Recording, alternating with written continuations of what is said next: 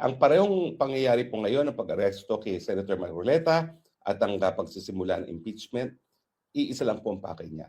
Ang pakay, matanggal si VP Sara bilang banta sa Marcos Forever sa 2028 at siyempre, ang pamamaraan ay unang-una para siya'y kinakailangan siya'y makonvict at matanggal sa pwesto at mapatawan ng perpetual disqualification for public office o yung hindi na siya po pwedeng pumasok sa gobyerno.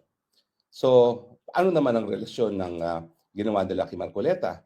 Well, bukod pa doon sa obvious na sinusupil ang kalayaan ng malayang pananalita ni Marcoleta na paulit-ulit kong sinasabi na parang martial law kasi ang non-bailable case works in the same way as yung suspension ng writ of the privilege of writ of habeas corpus dahil wala kang remedyo kapag walang legal na basihan ang pagkakakulong. Meron nga petition for bail pero napakatagal at meanwhile kulong ka muna.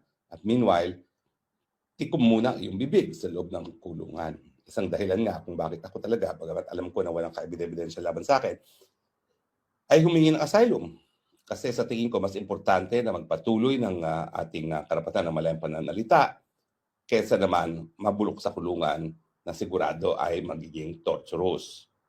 So, ang ginagawa nila kay Marcoleta, pinapasupil, pinapatigil ang flood control scam na kung saan lumalabas na ang presidente, ang mastermind ng flood control scam at siyempre para bawasan ang hanay ng mga senador na boboto kay Inday Sara Duterte.